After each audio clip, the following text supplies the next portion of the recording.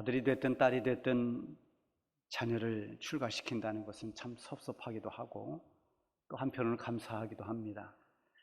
자녀가 잘 성장을 해서 배필을 만나고 그래서 새로운 한 가정을 이루는 일은 정말 축하하고 축복할 일입니다. 물론 부모는 자녀가 결혼하면 이제 자녀를 떠나보내는 것 같은 그런 어떤 서운함이 있죠. 그래서 시원섭섭하다 그런 말을 그때 쓰는지도 모르겠습니다. 성경에는 결혼의 원리를 남자가 부모를 떠나 그의 아내와 합하여 둘이 한 몸을 이룰지로다 이렇게 기록하고 있습니다. 때가 되면 부모를 떠나서 둘이 하나 돼서 가정을 이루는 것이 결혼의 원리입니다. 부모를 떠난다고 해서 부모와 단절되는 것이 아니라 부모의 품에서 이제 독립하는 겁니다. 때가 되면 부모의 품을 떠나는 것은 사람만이 아니라 모든 피조물들이 다 살아가는 원리이기도 합니다. 어미에게 먹이를 먹으면서 입을 벌리고 이 먹이를 달라고 짹짹거리던 그 새끼 새들도 때가 되면 다 어미를 떠나가지요. 또 엄마의 배주머니 속에서 자라는 그 새끼 캥거루도 때가 되면 독립합니다. 맹수들도 다 마찬가지입니다. 때가 되면 새끼가 스스로 떠나든지 또 어미가 띄어버리든지 이렇게 해서 독립을 합니다. 피조물의 세계는 이렇게 어느 정도 성장하면 다 부모의 품을 떠나서 나름대로 독립하며 스스로 살아가는 것이 원리입니다. 그러나 창조주 하나님과 우리 피조물인 인간은 그 관계가 다릅니다. 하나님을 아버지라고 부르는 하나님의 자녀들은 한순간도 하나님을 떠나서는 안 됩니다. 평생 동안 하나님과 동행해야 됩니다. 하나님을 떠나서는 그 영혼이 살 수가 없습니다. 동물 다큐멘터리를 보면은 맹수들이 새끼를 철저하게 보호하지만은 어느 정도 자라면 그냥 새끼를 두고 떠나버립니다. 매일 먹이를 물어다 주면서 지극정성으로 새끼를 기르던 이 조류들도 이제 새끼가 어느 정도 날 수 있는 그런 때가 되면 먹이를 딱 끊어버리고 독립하도록 둥지를 떠나도록 만듭니다. 그러나 하나님은 하나님의 자녀들을 평생 동안 떠나지 않고 버리지 않습니다. 40년 광야 생활을 했던 이스라엘 백성들이 원망하고 두려워할 때 모세가 이렇게 말했습니다. 광야에서도 너희가 당하였거니와 사람이 자기의 아들을 아는 것 같이 너희 하나님 여호와께서 너희가 걸어온 길에서 너희를 아느사 이곳까지 이르게 하셨느니라. 너희가 힘들었을 때, 너희가 지쳤을 때 마치 사랑하는 아들을 안고 가는 것처럼 하나님께서 너희를 그렇게 안고 여기까지 인도해 주셨다라고 하는 것이죠. 우리 성도들은 하나님의 인도하심을 받고 하나님의 도움과 은혜를 힘입어 살아야만 됩니다. 이스라엘 백성들은 하나님께 받은 은혜를 깨닫지를 못해서 불평을 자주 했습니다. 자신들을 도우시는 하나님을 온전히 믿고 신뢰하고 따르지 못하기에 하나님의 백성된 축복을 마음껏 누리지를 못했습니다. 하나님께서 나를 인도하시고 나를 도우시는 전능하신 분이심을 우리가 믿고 살아갈 때 위로부터 오는 은혜가 얼마나 많고 하나님께서 주시는 능력이 얼마나 큰지를 체험할 수 있게 됩니다. 오늘 본문이 시작되는 13절에 보면 바울이 아주 담대한 고백을 합니다.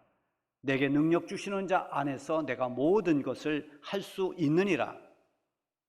특히 이 뒷부분을 보면 굉장히 강하고 임팩트 있게 말을 합니다. 내가 모든 것을 할 수 있느니라. 여러분 누가 이렇게 감히 말할 수가 있겠습니까? 사람은 자기가 듣고 싶은 말만 들으려는 성향이 있다고 해요. 또 보는 것도 자기가 보고 싶은 그것만 본다고 합니다. 그래서 이게 다시 말하면 자기식으로 듣고 자기식으로 본다는 거죠.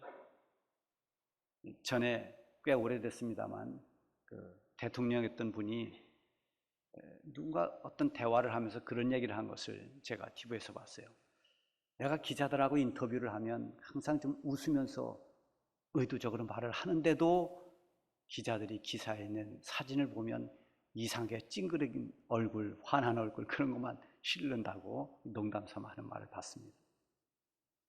여러분, 말도 마찬가지입니다. 어떤 말을 했어도 그 말의 모든 맥락을 보지 않고 어떤 부분만 딱 띄어서 그것만 강조하면 오해가 될 수 있습니다. 여러분, 오늘 이 바울이 하는 13절의 말씀 앞부분을 딱 띄워놓고 뒷부분만 본다면 내가 모든 것을 할 수 있다. 이 얼마나 교만하고 얼마나 건방져 보입니까? 이 당시에 바울은 완전히 변화됐습니다. 새 사람이 됐습니다. 하나님이 맡겨주신 사명을 정말 신실하게 감당하는 그런 사도였습니다. 그런데 그 앞부분에 뭐라고 했습니까? 내게 능력 주시는 자 안에서. 이게 핵심입니다. 할 수 있다가 핵심이 아니라 내게 능력 주시는 자 안에서라는 이 말이 중요합니다. 이것을 풀어서 해석한다면 하나님께서 내게 감당할 수 있는 능력을 부어주실 때 나는 비록 할 수 없을지라도 전능하신 하나님께서 내게 감당할 능력을 채워주시면 나는 모든 것을 할 수 있습니다. 이런 말입니다. 달리 표현하면 내가 모든 것을 감당할 수 있었던 것은 하나님께서 나에게 능력을 부어주셨기 때문입니다. 이런 말이죠. 바울은 이렇게 하나님께서 부어주시고 채워주시는 은혜가 빌립보 교회 성도들에게 충만하기를 기도하고 원했습니다. 또 축복했습니다. 그만큼 빌립보 교회는 바울이 사랑하는 교회였습니다. 사람은 그 관계가 좋을 때 서로 기쁨으로 격려하고 축복하게 됩니다. 하나님과의 관계도 마찬가지입니다. 하나님이 기뻐하시기만 하면 하나님이 한량없는 은혜를 부어주십니다. 하나님이 주시는 은혜가 모자람이 없습니다. 하나님이 채워주시는 능력에 부족함이 없습니다. 관계가 중요합니다. 민수기 14장에 보면은 정탐꾼 이야기가 나오는데요. 이제 광야를 행진하던 이스라엘 백성들이 하나님이 약속하신 가나안 땅에 들어가기 전에 그 땅이 어떠한가 한번 살펴보고 오도록 각 지파 12지파에서 대표를 뽑아서 12명의 정탐꾼을 보냅니다. 그들이 그 땅을 다 정탐하고 돌아와서 보고를 하는데 이 10명의 정탐꾼들이 보고를 했습니다. 그 땅을 둘러보니까 우리같이 이렇게 광야를 떠돌던 우리 민족이 거기를 정복한다는 것은 불가능하다. 거기는 이미 견고한 성들이 많고 거기에 살고 있는 사람들을 보니까 덩치가 얼마나 큰지 장대한 사람들로 꽉 차 있어서 우리가 그 땅을 도무지 정복할 수 없다. 이 말을 들은 백성들이 밤새 통곡을 합니다. 그리고 원망을 쏟아냅니다. 차라리 돌아가자고 말합니다. 그때 여호수아와 갈렙 이 두 사람이 일어서서 큰 소리로 외칩니다. 아닙니다, 여러분. 백성들을 안돈시키면서 그 땅은 우리가 차지할 우리의 밥입니다. 두려워하지 말고 우리는 올라가기만 하면 됩니다. 그러면서 아주 중요한 말을 합니다. 여호와께서 우리를 기뻐하시면 우리를 그 땅으로 인도하여 들이시고 그 땅을 우리에게 주시리라. 이것이 이스라엘 백성들이 귀담아 들어야 할 말이었습니다. 지금 가나안 땅에 얼마나 견고한 성들이 많고 또 그들의 장비가 얼마나 좋고 사람들이 얼마나 덩치가 크고 이게 중요한 것이 아니다.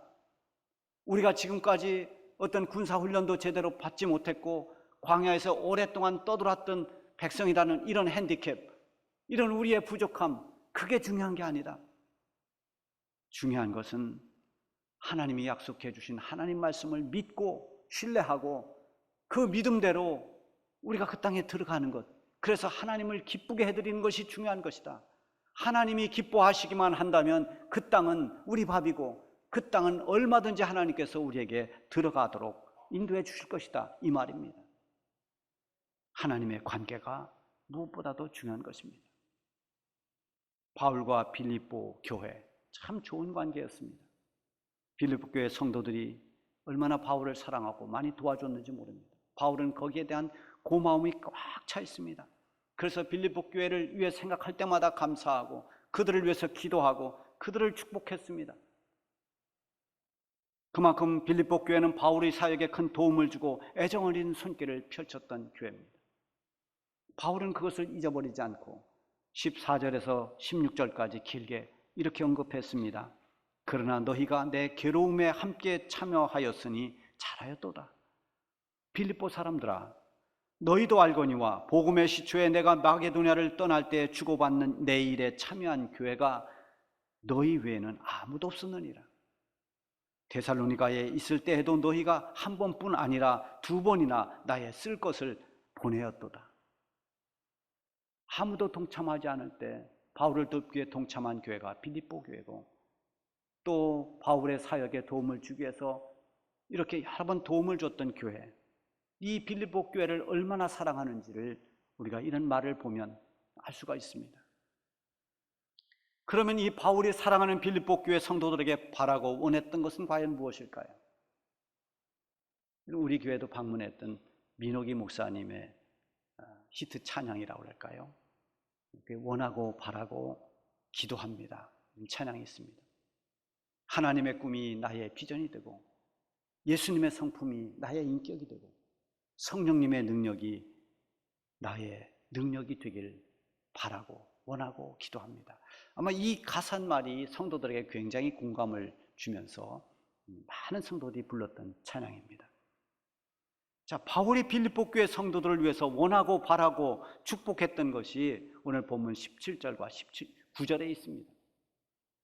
하나는 그들에게 유익한 열매가 풍성하기를 기도했습니다. 17절에 보면 내가 선물을 구함이 아니요 오직 너희에게 유익하도록 풍성한 열매를 구함이라. 바울은 빌립보 교회를 통해서 물질적인 도움을 많이 받았습니다. 18절에 보면 그들이 에바브로 디도를 통해서 보내준 그 모든 것들로 인해서 나는 지금 조금 더 부족하지 않고 풍족할 만큼 만족하다, 이렇게 말합니다. 이제 바울이 그들을 위해서 하나님께 구하는 것이 무엇이냐? 선물을 구하지 않는다. 너에게 뭘 달라 그걸 구하는 게 아니라 너희들 삶에 복된 결실이 있기를 기도한다는 것입니다.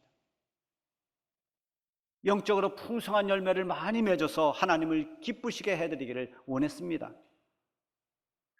성경에 보면 농부의 비유가 자주 나오죠. 농부는 한 가지를 위해서 노력하고 애쓰고 모든 수고를 아끼지 않습니다. 그 농부가 원하는 한 가지는 결실입니다. 열매입니다. 좋은 열매를 풍성하게 맺기를 기대합니다. 농부들이 그래서 긴장할 때가 열매를 맺어갈 때죠. 이때 비가 너무 많이 쏟아지면은 과수 농장에는 이 당도가 떨어지기도 하고, 또 태풍이 불어오면 이 과실이 떨어질 뿐만 아니라 또 곡식이나 이런 것들이 곡식을 맺는데 여러 가지 지장을 받습니다. 그래서 열매 맺을 때 굉장히 긴장을 하고 열매 맺기를 기대합니다. 성도들의 신앙도 마찬가지입니다. 하나님이 우리에게 원하시는 것은 우리의 믿음의 열매입니다. 열매를 많이 맺어야 됩니다. 열매를 풍성하게 맺을 때 성경의 농부로 비유된 우리 하나님께서 기뻐하시는 것입니다. 열매 없는 쭉정이나 열매로서의 전혀 가치가 없는 기형적인 열매는 농부에게 실망을 줍니다. 우리를 택하고 부르신 하나님께서 우리에게 열매를 기다리고 기대하십니다. 우리가 평생 교회를 다니면서 정작 하나님 앞에 섰을 때 아무런 열매가 없다고 생각해 보세요. 얼마나 안타까운 일입니까? 얼마나 부끄러운 일이겠습니까?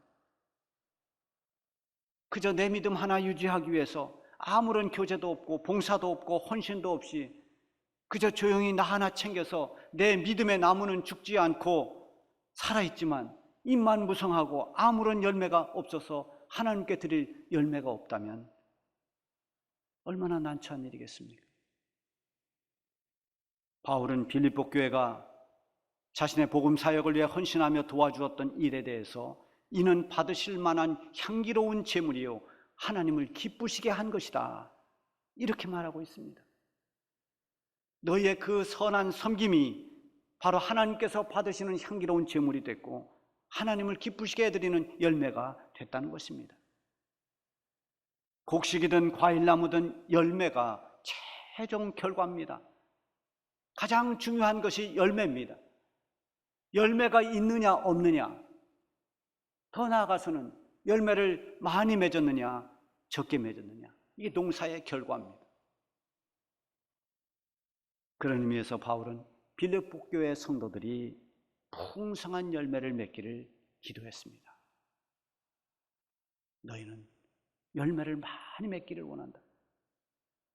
오늘 이 말씀과 같이 여러분들의 신앙생활에도 풍성한 열매가 있기를 바랍니다.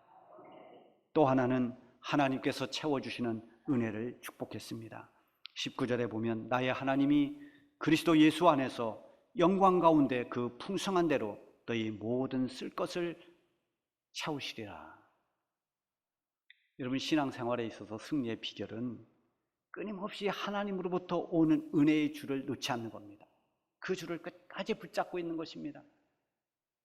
그래서 믿음으로 사는 우리의 삶이 내 스스로 채우는 삶이 아니라 나는 하나님의 순종의 도구가 돼서 하나님이 채워주시는 그것으로 가득 차는 삶이 정말 복된 삶입니다. 내가 스스로 열매를 맺어보겠다고 팔소매를 걷어붙이고 힘을 있는 대로 쓴다고 해서 되는 것이 아닙니다. 내가 좋은 아이디어를 가지고 내 인생에 멋진 계획을 세운다고 그 계획대로 되는 것이 아닙니다. 잠언 16장 9절의 말씀과 같이 사람이 마음으로 자기의 길을 계획할지라도 그 걸음을 인도해 주시는 분은 여호와시니라. 하나님의 손에 있습니다. 하나님께서 도와주시고 하나님께서 채워주실 때 그 은혜를 힘입어서 열매를 많이 맺을 수 있게 됩니다. 하나님께서 주시는 것으로 채워지는 삶은 언제나 풍성한 결과를 가져옵니다. 비록 약해도 넘어지지 않습니다. 부족해도 모자람이 없습니다. 하나님께서 채워주시기 때문입니다. 사르밧 과부의 집에 남은 한 움큼의 밀가루, 그리고 몇 방울의 기름, 그것을 하나님 말씀하신 그대로 하나님 뜻대로 썼을 때 그 가정에 하나님이 채워주시는 기적의 밀가루와 기름이 떨어지지 않았습니다. 기드온의 3만 2천 명의 군사들 하나님께서 다 보내게 했습니다. 그리고 3만 2천 명의 군사 중에 300명만 남겼습니다. 그 300명을 데리고 미디안의 대군과 싸워서 승리했습니다. 이것은 기드온으로 하여금 군사의 힘이 아닌 하나님의 능력으로 그 능력을 의지해서 싸우도록 한 것입니다. 다윗은 언제나 하나님의 도우심을 구하면서 믿음으로 하나님을 의지했습니다. 그 결과 그는 하나님의 능력을 힘입어서 늘 승리했습니다. 블레셋의 거인 장수 골리앗, 그와 싸울 때 골리앗은 창과 단창과 그리고 칼로 무장한 장수입니다. 그를 쓰러뜨릴 수 있었던 것은 다윗이 가졌던 작은 돌멩이 때문이 아니라 돌멩이가 됐든 무엇이 됐든 하나님께서 다윗으로 하여금 이길 수 있는 능력을 주셨기 때문입니다. 다윗은 시편 23편에서 하나님께서 이렇게 부어주신 은혜와 능력이 얼마나 많은지를 표현했습니다. 주께서 내 원수의 목전에서 내게 상을 차려주시고 기름을 내 머리에 부으셨으니 내 잔이 넘치나이다. 내 잔이 넘치나이다. 하나님께서 나에게 부어주시고 채워주시는 은혜가 차고도 넘쳤다는 것입니다. 바울 역시도 사역을 마칠 쯤에 이런 고백을 했습니다. 나의 나된 것은 하나님의 은혜로 된 것이니 내게 주신 그의 은혜가 헛되지 아니하여 내가 모든 사도보다 더 많이 수고하였으나 내가 아니요 나와 함께 하신 하나님의 은혜로라. 바울은 누구보다 위대한 사도였습니다. 맡겨진 복음 전파의 사명을 위해서 목숨도 아끼지 않았습니다. 그가 가는 걸음걸음마다 복음의 씨가 떨어졌고 시간이 지날수록 풍성한 열매를 맺었습니다. 누구보다도 수고하고 헌신했던 사람입니다. 그런데 그 모든 것이 내가 아니라 하나님께서 채워주신 은혜라고 그렇게 고백한 것입니다. 하나님으로부터 채움받는 삶이 복된 삶입니다. 나로 채우려는 삶은 온전할 수가 없습니다. 은혜의 하나님, 능력의 하나님께서 채워주실 때 그때 풍성한 열매를 맺게 되고 그 열매가 가득 차게 되는 것입니다. 빌립보 교회를 향한 바울의 축복으로 여러분을 축복합니다. 나의 하나님이 그리스도 예수 안에서 영광 가운데 그 풍성한 대로 너희 모든 쓸 것을 채우시리라. 아멘.